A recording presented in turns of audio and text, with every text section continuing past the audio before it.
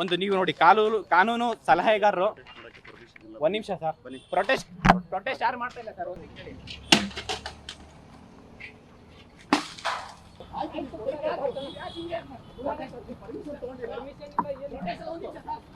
ಇಲ್ಲ ಸರ್ ನಾನು ಹೇಳ್ತೀನಿ ಕೇಳಿ ಸರ್ ಸರ್ ದಯವಿಟ್ಟು ಅರ್ಥ ಮಾಡ್ಕೊಳ್ಳಿ ಕೈ ಇದೆ ಸರ್ ಇಲ್ಲ ಸರ್ ಕರ್ನಾಟಕದಾದ್ಯಂತ ಏನು ಕಾಂಪಿಟೇಟಿವ್ ಸ್ಟೂಡೆಂಟ್ಸ್ ಇದ್ದಾರೆ ಅವರಿಗೆ ಅಷ್ಟು ಜನಕ್ಕೂ ಅನ್ಯಾಯ ಆಗ್ತಿದೆ. ಪ್ರತಿ ರೆಕ್ರೂಟ್ಮೆಂಟು ಕರಪ್ಷನ್ನು ಫಸ್ಟು. ಅದರಲ್ಲಿ ಒಂದೊಂದು ರೆಕ್ರೂಟ್ಮೆಂಟ್ ಪ್ರೋಸೆಸ್ಸು 1 ಇಯರ್ ಒಳಗಡೆ ಕಂಪ್ಲೀಟ್ ಆದರೆ ಸಾವಿರಾರು ಜನಕ್ಕೆ ಅನುಕೂಲ ಆಗುತ್ತೆ. ಒಂದೊಂದು ರೆಕ್ರೂಟ್ಮೆಂಟ್ನ 5 ವರ್ಷ ತೊಗೊತಾ ಇದ್ದಾರೆ ಇವರು. ಸುಮಾರು 1,500 ಜನ ರಿಸಲ್ಟ್ಸ್ ಬಿಡಬೇಕು. 15 ನೋಟಿಫಿಕೇಶನ್ದು ಎಕ್ಸಾಮ್ಸ್ ಆಗಿ 7 ವರ್ಷ 1 ವರ್ಷ ಆಗಿದೆ, 3 ವರ್ಷ ಆಗಿದೆ. ಆ ನೋಟಿಫಿಕೇಶನ್ ರಿಸಲ್ಟ್ಸ್ ಬಿಡ್ತಾ ಇಲ್ಲ. ಮೇಜರ್ ಇಶ್ಯೂಸ್ ಏನಪ್ಪ ಅಂತಂದರೆ ಇವರಿಗೆ DV ಆದಮೇಲೆ ಪ್ರಾವಿಷನಲ್ ಲಿಸ್ಟ್ ಮಾಡೋದಕ್ಕೆ 4 ತಿಂಗಳು 5 ತಿಂಗಳು 6 ತಿಂಗಳು ತೊಗೊತಾ ಇದ್ದಾರೆ.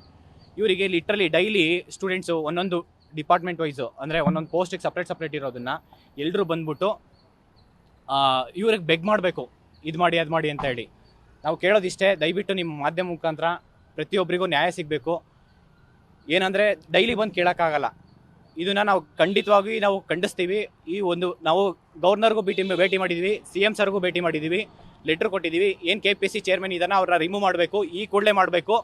ಒಂದು ವಾರದಲ್ಲಿ ನಾನು 50,000 ಲೆಟ್ರನ್ನ ಕಲೆಕ್ಟ್ ಮಾಡ್ತಿದ್ದೀನಿ. ಮೋರ್ ದೆನ್ 10,000 ಲೆಟ್ರನ್ನ ಕಲೆಕ್ಟ್ ಮಾಡಿದ್ದೀನಿ ಆಲ್ರೆಡಿ.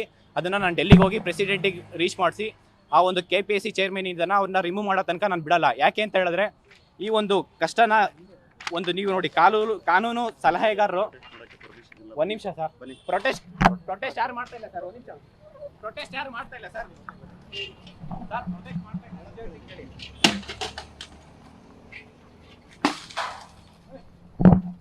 ಪ್ರೊಟೆಸ್ಟ್ ಏನು ಮಾಡ್ತೀವಿ ಸರ್ ನಾವು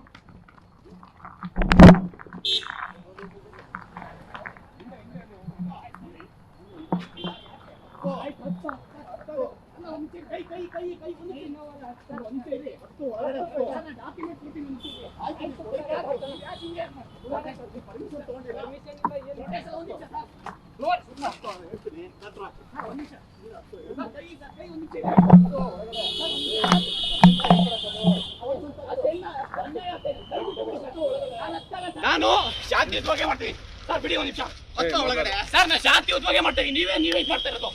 ಇಲ್ಲ ಸರ್, ನಾನು ಹೇಳ್ತೀನಿ ಕೇಳಿ ಸರ್. ಸರ್ ದಯವಿಟ್ಟು ಅರ್ಥ ಮಾಡ್ಕೊಳ್ಳಿ, ಕೈ ಇದೆ ಸರ್.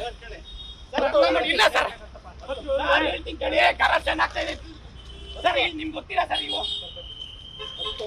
ಸರ್. ಒಂದು ನಿಮಿಷ ಹೇಳ್ತೀನಿ ಕೇಳಿ ಸರ್. ಕೈ ಒಂದು ನಿಮಿಷ ಬಿಡಿ ಸರ್. ಸರ್ ಹಿಂಗ್ ಮಾಡ್ತಾ ಇರೋದಲ್ಲ, ಅರ್ಥ ಮಾಡ್ಕೊಳ್ಳಿ ಸರ್. ಒಳಗಡೆ ಅರ್ಥ ಮಾಡ್ಕೊಳ್ಳಿ ಏನು